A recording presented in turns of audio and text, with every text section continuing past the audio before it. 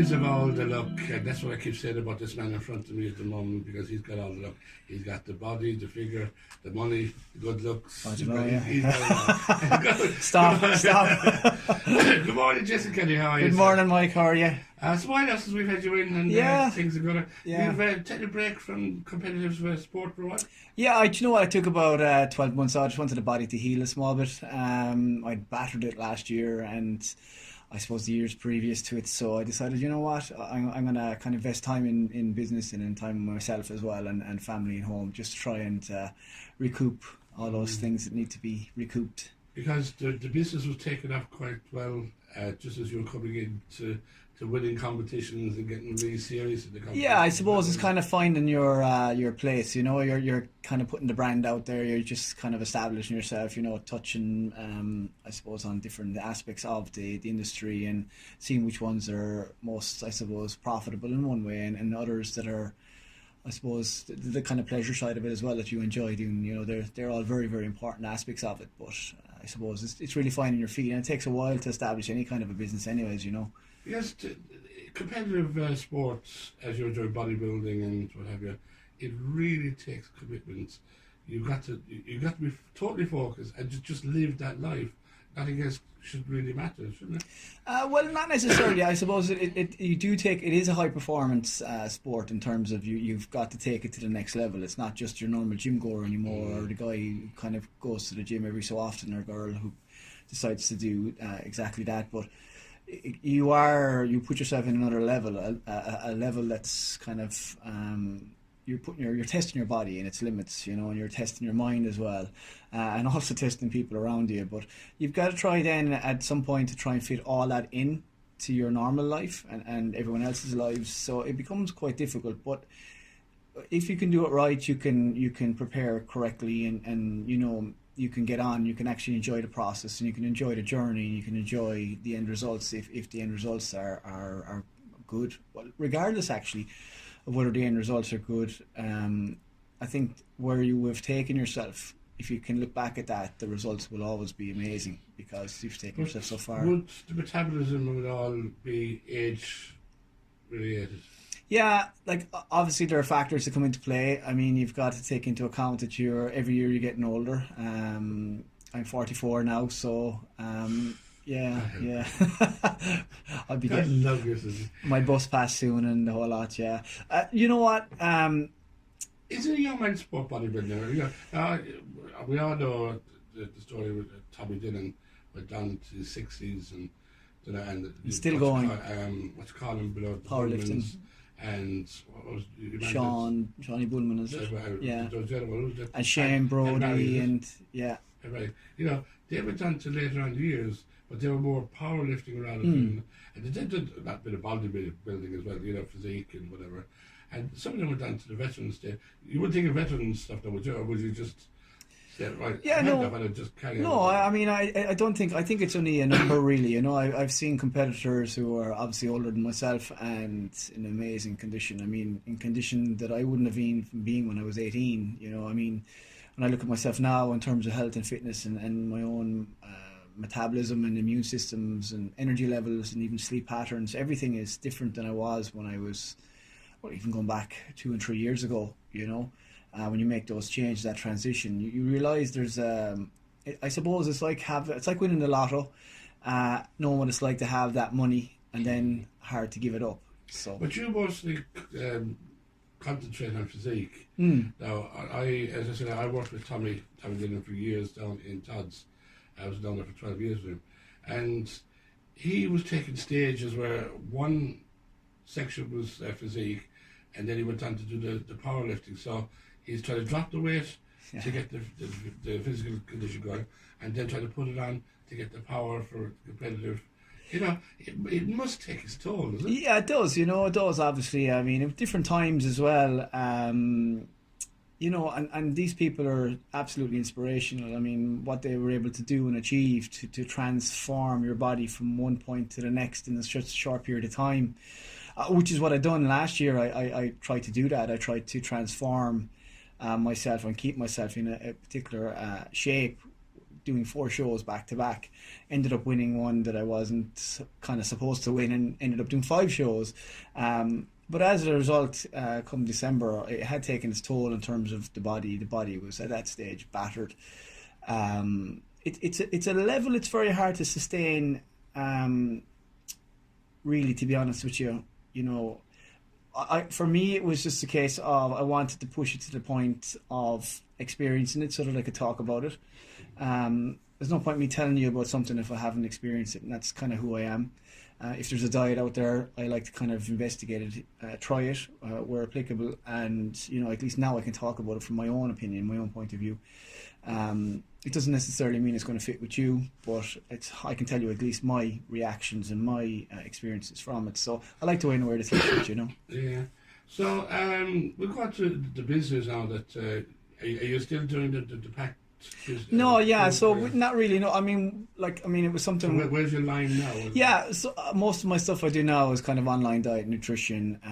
We're doing talks. We go to companies. We talk about kind of burnout and things like that. Just you find a lot of these people, and you're talking about high performers. You look at it from a business world as well. People who are dead set and dead focused on their achievements sometimes forget, and all the other stuff kind of seems to drop off.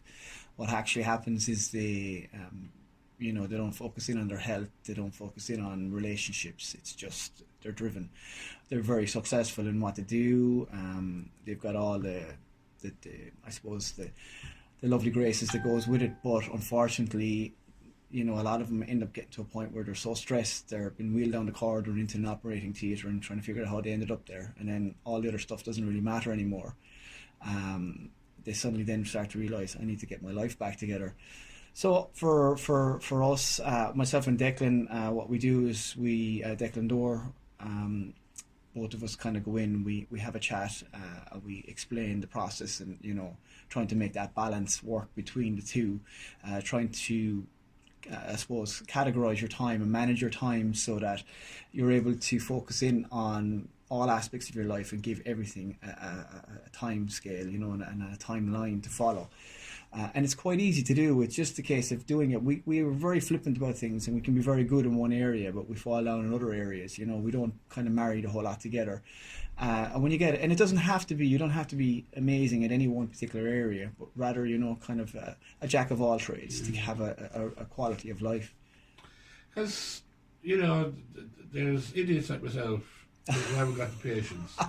We go out, we do a week, we say, look, we want to lose it straight away. That's the wrong. Like for someone like you, it's taken years to develop. It doesn't come overnight, does it? Well, look, first of all, you're not an idiot. I'm going to point that out for sure.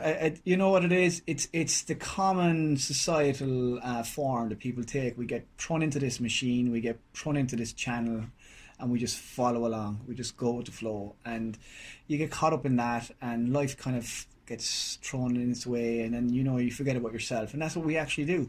We've always been told it's not self-righteous to talk about yourself or to consider yourself important. You should put others first and things like that, which is great.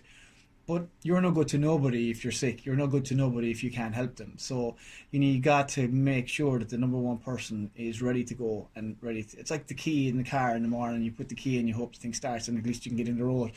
Whereas if you're not sure where it's going to start every morning, then you can't really guarantee you're going to turn up for work, or you can't really guarantee you're going to be where you're supposed to be. So you need to look after yourself, and I think just grounding yourself first things in the morning, just putting a few little steps in place, and taking time out for you is so important, and especially even this time of year. Because people get fooled sometimes. They go on these diets and they say, "Oh, these are lovely," but what you forget, your first half stone in any diet, whatever, is just water. You're losing water. And anyway, we all retain water, and that's gone. And once that's, say, half stone might be gone, it's murder afterwards, isn't it? You got to try and keep it. You might lose a pound a week or 2 pounds a week or kilo or whatever. Yeah, well, do you know what? Yeah, you're right in saying that you lose a certain level of water at the start, and that is normal. I mean, most people will have something to get rid of very quickly, and any kind of change in your diet, no matter what kind of a change it is going to affect you. So you will drop the weight on the scales. I suppose the real weight we're looking after is the kind of is the body fat, the visceral fat, the fat that kind of surrounds the organs and around the gut area. They're the areas, they're the kind of ones we're after really more than anything else. So when people say I'm going to diet to lose weight, it's not essentially really to lose weight, it's about losing body fat and optimize your level of living and longevity. So I think the problem with it is that, yeah, people get a burst at the start, and then they lose that momentum. But I try to keep people away from looking at the weighing scale and try to get them to say, how are you feeling? Are you sleeping? How's your energy level? You know, how's your immune system? Are you sick as much? How's your skin? And then can I get into that shirt I got into last week? Exactly. Yeah, exactly. So you use your clothes. These are things I judge. Absolutely. The shirts, if I feel some or if I feel start to get loose, then you know something is exactly. And they're the measures. Yeah, the notch in the belt is important. Yeah. Sometimes we force that one. Yeah. That's me, my stomach's hanging over me. Yeah, not at all. Hold on, I took it back in. But yeah, you know what?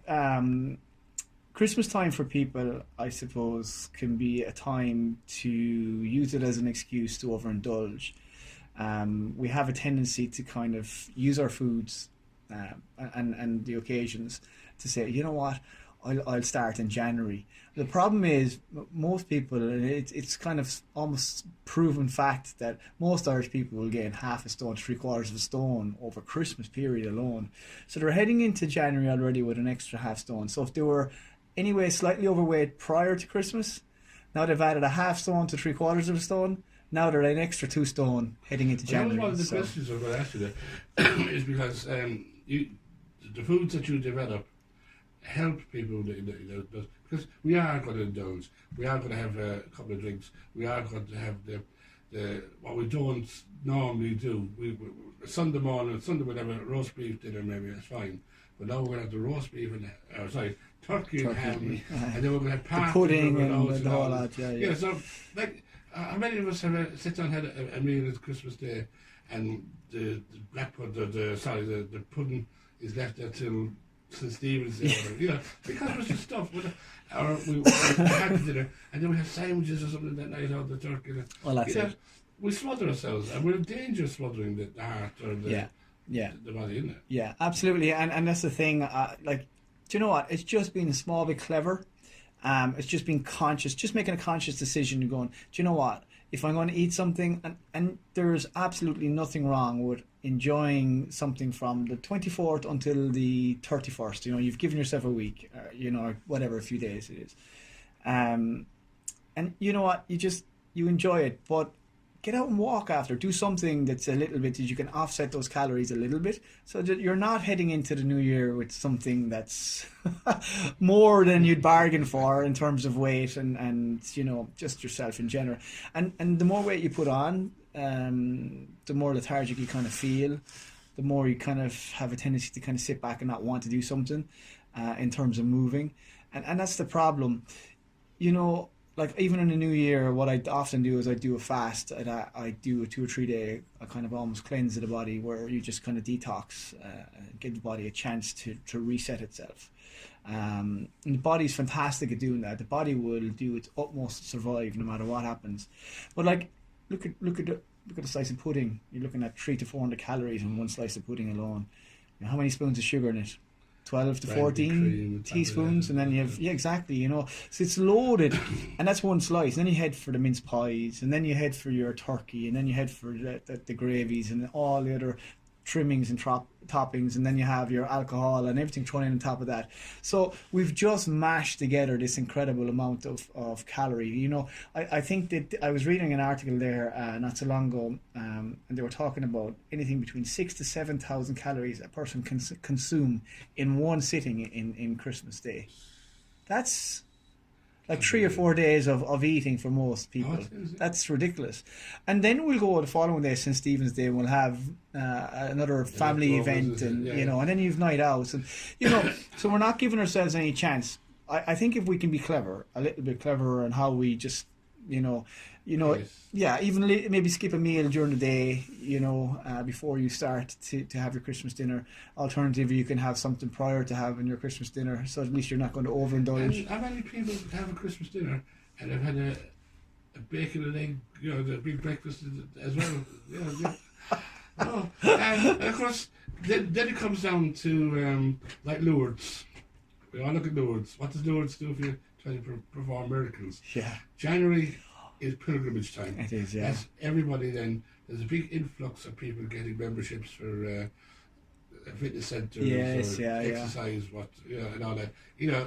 And they try for the first couple of weeks to mold themselves to say, oh, I've got to get this out, I've got to lose this, especially now coming up to summer and spring and all that. Yeah. There's a massive influx, and it's a great time for gym owners, of course, and fitness studios, and I suppose in the fitness industry in general.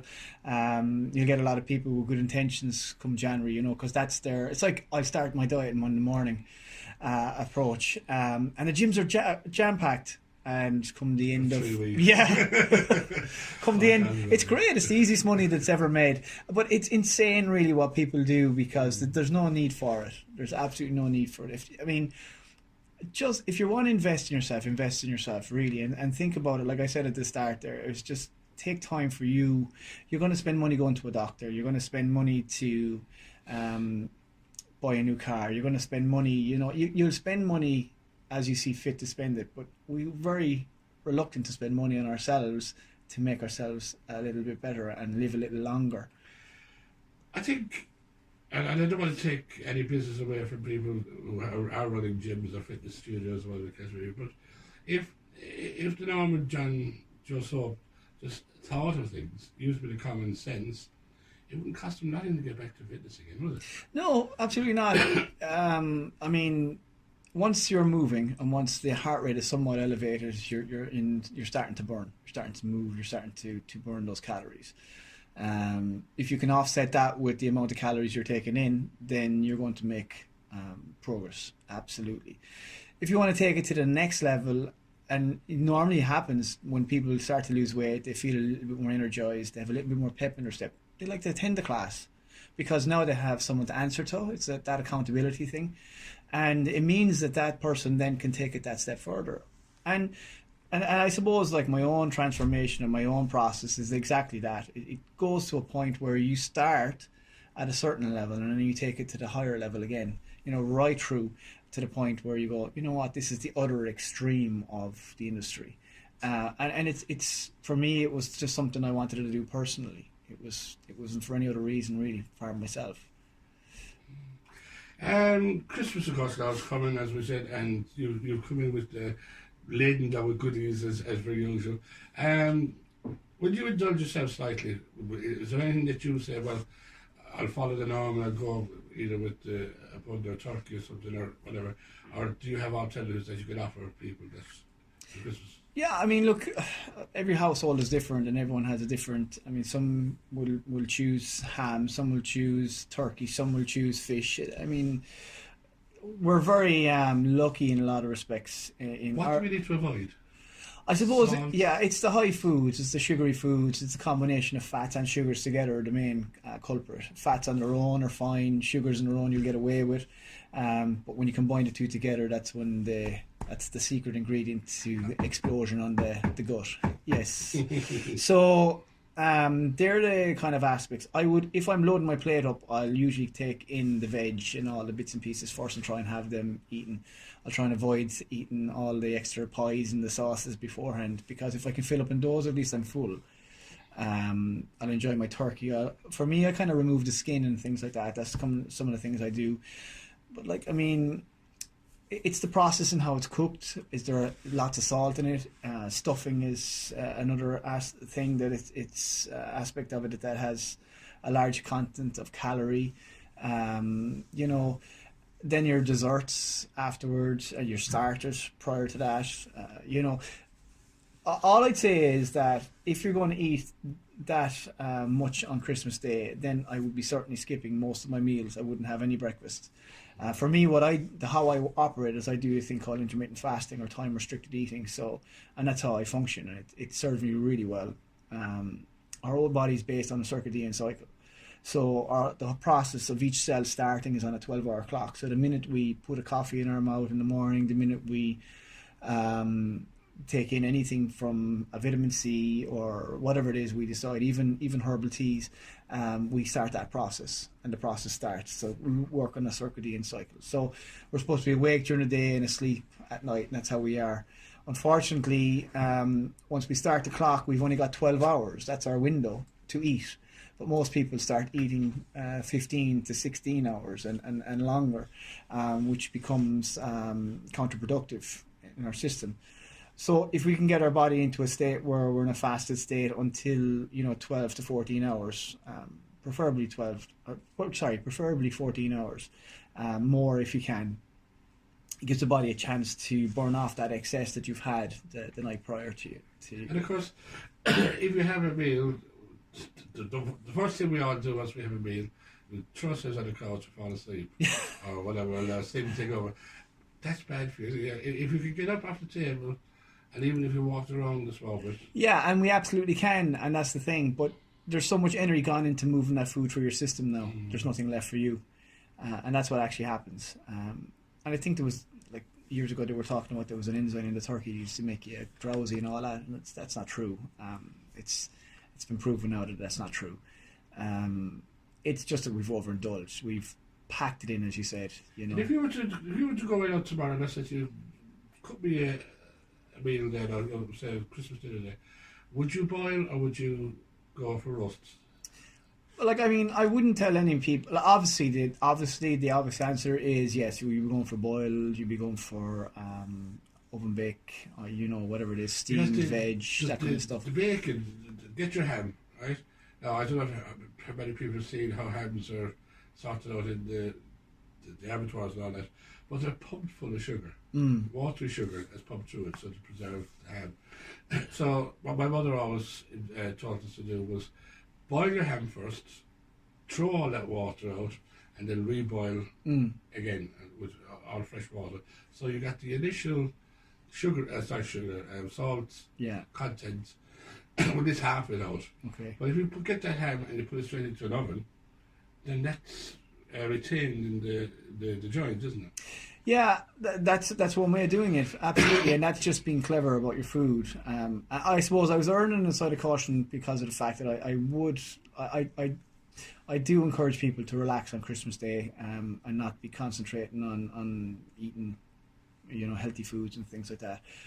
What I'd say is the lead up to Christmas Day and the day after Christmas Day is when you need to put your thinking cap back on again. Obviously, the answer, as I said to you, is to obviously, like you were saying, to boil your meat, reduce some of that water. I use the alkaline water, 11.5 pH water, which strips all of that off of, sticks all those hormones, strips them down, and pulls all the pesticides and stuff off of it. For me, that's what I do. But if you don't have access to that, by all means, going through the process you had said is sufficient enough to remove quite a lot of that. But again, are people going to go to that effort? You see, the thing is with us, it's very much around convenience. It's about get your turkey, paste it up, boom, put it in the oven, and away you go, take it out and have your dinner 3 or 4 hours later, and that's what it's about. And I suppose the common day worker, the person going to college, the person going to school, it's all about quick something, grab, go, and away out the door. We're very poor as of late as Irish people to sit around at a table anymore and have a meal as a family. We're very much caught up in technology. We spend our time focused in on all the bits and pieces that are going on around you rather than yourself, and you get caught in the Instagrams and the Facebook pages, and you caught up on everyone else and how they look and how you should look, and you start forming an opinion of yourself. So we get caught into that societal machine again, which is quite dangerous, Now, you've obviously you had the business there with started on the food. You got a headline here: "Get your food done at the start of the week takes the guesswork out of what you eat." Yeah. So is this preparing yourself for the full week? Yeah, it's gone back to what I said originally. It's all about preparation. It's all about having your food in place. If you start and you have your meals done at the start of the week, you take it out on Sunday night, out of the freezer. You leave it there, ready to go for Monday morning, and you have your 6, 7 meals, 5 meals, 4 meals, whatever it is your plan is. You take them out and you go about your day. Your meals are ready. You just take them as you need them. If your breakfast ready, if your snacks, your lunches, you've all these bits and pieces ready for you.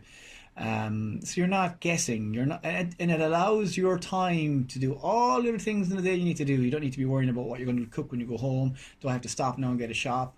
Do I have to go here? Do I have to go there? No, you don't have to worry about it because it's there. It's done at the start of the week. So if you dedicated an hour or 2 hours at the end of the week or the start of the week, whichever way you work or whatever way suits you, then it's going to make life so much easier. And again, it goes back to what I was saying with myself and Declan do, which is all about categorizing your time and putting things in their place, you know, and that's what it's about. If you look at even the gym, like people will spend maybe 5 hours in the gym. If you're looking at how many hours there are in a week, is it 168, is that right? My maths are terrible, something like that. So that's 163 hours left for you, give or take. I think my maths are right on that. So if you look at it, like in the grander scale of things, that's a lot of hours left for you. And you're saying I'm only giving 5 of those to go on and doing a bit of exercise. Jason Kelly, Grinch or child, Christmas? How do you mean now? you yourself, are you a Grinch or are you a child? Child. I'm a child. I love Christmas. I love everything about Christmas. People say they don't like getting presents. I love presents. You love presents? I love presents. People say, you know, I wish Christmas was cancelled this year. No, you know what? It's exciting, and having the kids at home, it's amazing. What are the presents you don't like to get? What is it you prefer to get for yourself? What I don't like are socks and underwear and all that stuff. You don't like people clothing you? No, I don't actually. No, I'm kind of particular about the clothing I wear. You'll often get gym gear and stuff like that, which is cool. I have no problem with that. So they're the kind of things. The shirts and the trousers to wear out and about. Yeah. I've had problems out through the years with family doing stuff, and the way my weight fluctuates, I can never get the right things. And no disrespect to the people, I try hard, but I prefer to dress myself. It is, and it's kind of something you have in your own mind. Again, it's about how you see yourself, and not how others should see you. Absolutely. Look, to be honest with you, I'm happy with anything. A thought, if someone went to the effort of actually giving you a card, that's a thought. They've kept you in your mind, and for me, that's kind of special. So I don't really mind, really. I'm happy with everything. And what would you do for the Christmas? Will you sit down watching TV, or will you just... I suppose I'll try and take a bit of time out and do something that's outside of the norm. You know what? We're used to going to gyms. We're used to doing all those other bits and pieces. I'm going to try and find something I usually do that I wouldn't normally do on a daily basis, and that for me is a way of kind of de-stressing. So if it means just sitting in front of TV and just watching a complete series of something, I suppose you're disassociating yourself with the reality of the real world. You kind of go into a fantasy world. It's nice just to kind of detox for a while your brain and just do all that kind of stuff, because we can be very serious in life. I think we need to have a bit of fun. Song? My favourite Christmas song is The Weather Outside. Love that song. You do. Love that song. Or Chris Rea, actually, Driving Home for Christmas would be one of my top 2, definitely. Listen, no worries. Pleasure as always. Thank you. I really appreciate the fact you're coming in, especially the weather the way it is. Yeah. And all that. And on behalf of everybody else, I just want to wish you a very, very happy Christmas, and I hope things go well for you once again during the course of the new year. And we will see you again during Absolutely. Because he's always bringing presents. He's some nice goodies for you here, Mike. So you can. Oh, sugar-free, gluten-free. Sugar-free, yeah. You'd be down that half stone before you start. Well, I'm on a regime now at the moment. Very good. I'll explain that more. Absolutely. Everybody else. Yeah, keep it private. Here's the song that he wants for Christmas, and this is Drive Me Home for Christmas. Oh, I love it.